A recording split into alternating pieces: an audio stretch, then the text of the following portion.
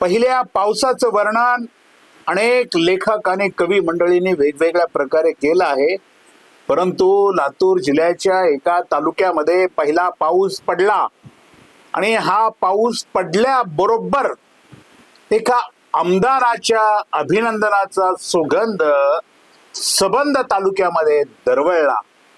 या अत्यंत महत्वाच्या विषयावर आज मी आपल्याशी बोलणार आहे.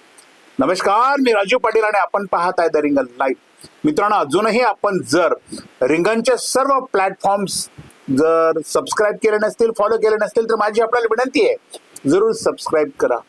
मी असं म्हणालो, पहिला पाऊस झाला, आपण त्याला वळवाचा पाऊस म्हणतो, किंवा पहिला पाऊस जेव्हा जमिनीवर पडतो आणि मातीच्या सुगंधानं संपूर्ण धरा, संपूर्ण सृष्टी पूर्णपणाने सुगंधित होऊन जाते.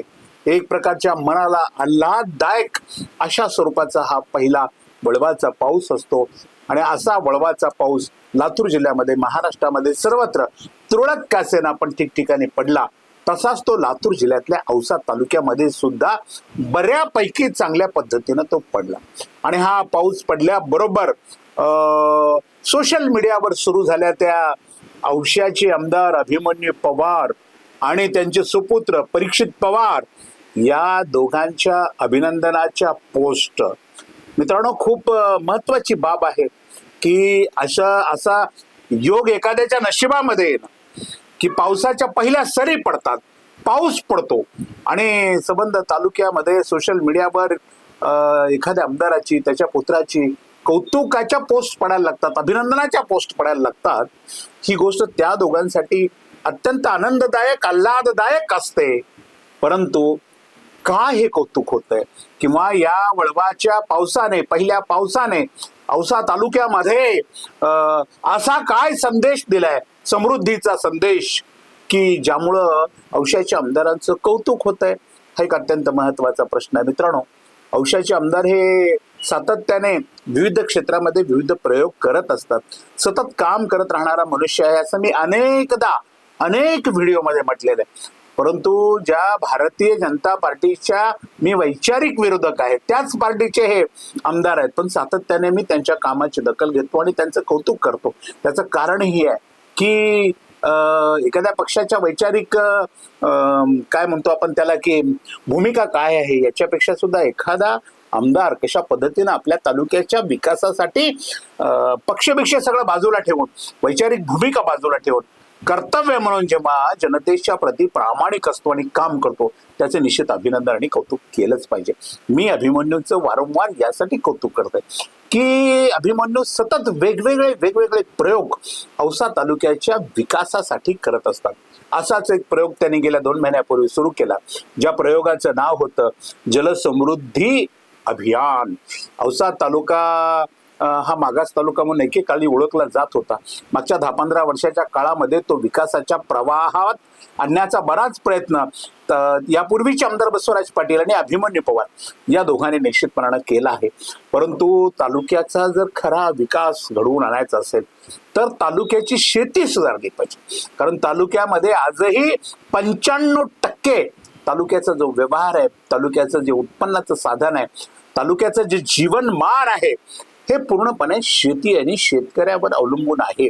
आणि त्यासाठी औसा तालुक्याचा जर विकास करायचा असेल तर शहरामध्ये मोठ्या बिल्डिंग उभा करून चालणार नाही, किंवा समाज मंदिर उभा करून चालणार नाही, किंवा मंदिरासमोरचे मोठे पेंडॉल उभा करून चालणार नाही, किंवा वेगवेगळ्या लोकांना, विविध जाती धर्माच्या समाजांना त्यांच्या धार्मिक स्थळांचा विकास करूनही चालत नाही.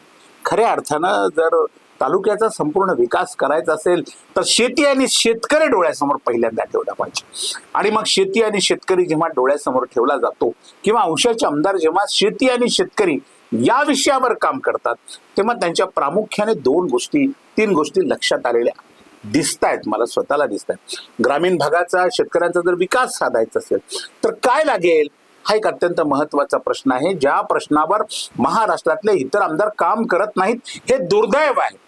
विकासाच्या हजारो कोटीच्या गप्पा मारतात, भाषणं करतात, परंतु मूळ प्रश्नाकडे लक्ष देण्याची जी आवश्यकता असते, ही आवश्यकता महाराष्ट्रातले आमदार याकडे दुर्लक्ष करतात असं माझं थेट मत आहे.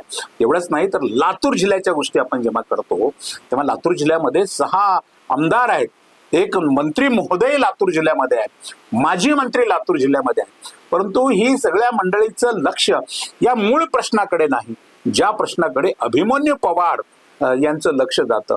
आता शेतकऱ्यांचा आणि शेतीचा विकास करायचा असेल तर प्रामुख्याने कुठल्या गोष्टी महत्वाच्या आहेत, कुठल्या महत्वाच्या घटकावर काम करावं लागेल. त्याचा पहिला प्रश्न आहे पूर्णपणाने त्या खेड्यांचा, ग्रामीण भागाचा जर विकास करायचा असेल तर पाणी, रस्ता आणि वीज ही त्रिसूत्री अत्यंत महत्वाची त्रिसूत्री आहे. यातच संपूर्ण तालुक्याचा विकास आणि विकासाची संकल्पना सामावलेली आहे.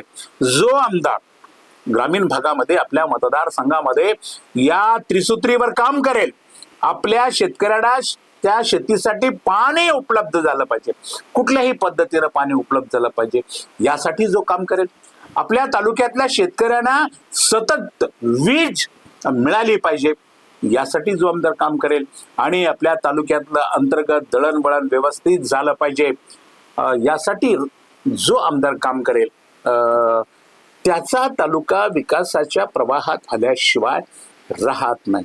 मी बोलत होतो अभिमन्यू पवार यांच्याविषयी.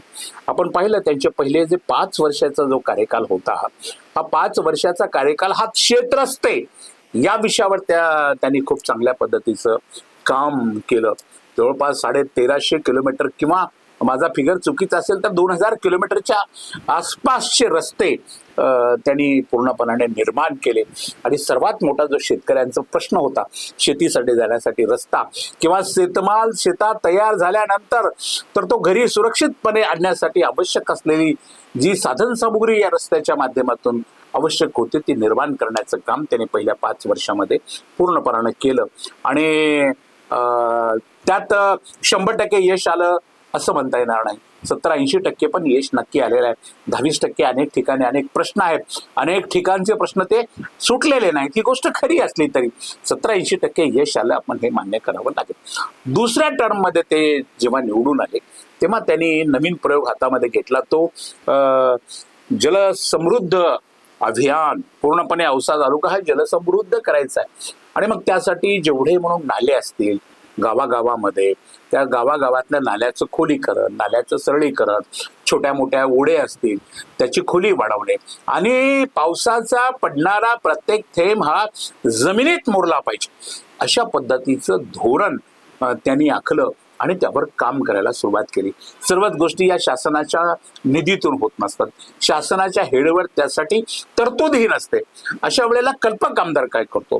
कल्पक आमदार एखाद्या सेवाभावी संस्थेची किंवा अनेकांची मदत घेऊन त्यामध्ये त्यांची गुंतवणूक किंवा त्यांचं अर्थसहाय्य घेऊन आणि सरकारलाही सोबत घेऊन तो आमदार तो प्रकल्प यशस्वी करत असतो. अभिमन्यू पवार यांनी अगदी नियोजनबद्ध पद्धतीनं 3 संस्थांना एकत्र केलं. त्यामध्ये स्वतःचा किंवा स्वतःचे क्रिएटिव्ह फाउंडेशन, जे त्यांचे पुत्र परीक्षित पवार हे त्याचे अध्यक्ष आहेत, क्रिएटिव्ह फाउंडेशनच्या मदतीने स्वतः अभिमन्यू पवार यांच्या योगदानाने, टाटा मोटर्स या फर्मच्या योगदानाने आणि राज्य शासनाची आवश्यक तिथे मदत घेऊन त्यांनी औसा तालुक्यामध्ये जलसमृद्धी अभियान सुरू केलं. या अभियान बऱ्याच गावामध्ये अभियानाची कामं सुरू झालेली आहेत. परंतु काल वळवाचा पाऊस पडल्यानंतर औसा तालुक्यातल्या गावामध्ये जे नाले अभिमन्यू पवार यांनी जलसमृद्ध अभियान यांतर्गत निर्माण केले होते, ते नाले पहिल्याच पावसामध्ये तुडुंब भरल्याचं चित्र आपल्याला बघायला मिळालं. आणि मग सोशल मीडियावर या नाल्यामध्ये जमा झालेले जे पाणी होतं, या बंधाऱ्यामध्ये जमा झालेले पाणी होतं, हे पाणी, या पाण्याचे फोटो, या पाण्याचे व्हिज्युअल्स, व्हिडिओ जेव्हा सोशल मीडियावर असे प्रसिद्ध झाले तेव्हा औसाचे आमदार अभिमन्यू पवार आणि त्यांचे पुत्र परीक्षित पवार या दोघांचं औसा तालुक्यामध्ये अभिनंदन होऊ लागलं, पूर्णपणे कौतुक होऊ लागलं. कामाचा आमदार आहे, दृष्टी असणारा आमदार आहे, डोळस आमदार आहे की खऱ्या अर्थानं पावसाचा पडलेला थेंब हा जमिनीत मोरवण्यासाठी आणि त्यामुळे उद्याचं जे भविष्य आहे शेतकऱ्यांचं, शेतीचे बोर चालतील, विहिरी चालतील, पाण्याचा किती उपसा केला तरी पाणी संपणार नाही किंवा पाण्याची पातळी वर येईल, अधिक जो खोली पाण्याची आता झालेली आहे ती वर येण्याने त्याचा शेतीला फायदा होईल. अशा पद्धतीचं हे नियोजन आहे संपूर्ण तालुक्यामध्ये. आपण जेव्हा आम्ही लोक जेव्हा पाहतो तेव्हा एक सकारात्मक वातावरण निर्माण होतं आणि मग याची चढावड सुरू होते की आपल्याही गावामध्ये अशा पद्धतीची ही योजना राबली पाहिजे. आता सध्या पावसाळा सुरू आहे, याच पावसाळ्यात ती योजना पूर्ण होईल, प्रत्येक गावामध्ये ते काम होईल अशीही परिस्थिती नाही. टप्प्याटप्प्यामध्ये अनेक गावांमध्ये ही कामं भविष्यामध्ये हाती घ्यावी लागतील. परंतु जे घेतलेलं काम आहे ते निश्चितपणाने कौतुकास्पद आहे आणि अभिनंदनीय सुद्धा आहे. पहिला पाऊस पडतो, वळवाचा पाऊस आपण असंही त्यांना म्हणतो. कवी मंडळी त्यावर अनेक काव्य करतात. अनेकांसाठी हा पहिला पाऊस अत्यंत जिव्हाळ्याचा, महत्वाचा, नाजूक क्षणांसाठी सुद्धा अत्यंत महत्वाचा मानला जात असताना औसा तालुक्याच्या शेतकऱ्यांच्या जीवनामध्ये जलसमृद्धी निर्माण करणारा हा जो एक अनोखा प्रयोग औशाचे आमदार अभिमन्यू पवार यांनी केलेला आहे. आणि या प्रयोगाचं संपूर्ण तालुक्याने ज्या पद्धतीनं स्वागत केलं, ज्या पद्धतीने आमदार अभिमन्यू पवार आणि त्यांचे पुत्र परीक्षित पवार यांच्यावर अभिनंदनाचा वर्षाव होतोय, ही गोष्ट पाहिल्यानंतर हा आदर्श इतर आमदारांनी डोळ्यासमोर ठेवला पाहिजे. हे वाक्य जड जातं ऐकणाऱ्याला, आमदार मंडळींना, बाकीच्या आणि त्यांच्या समर्थकांना, की आम्ही काय, आम्हाला कळत नाही का वगैरे अशी त्यांची भूमिका असते.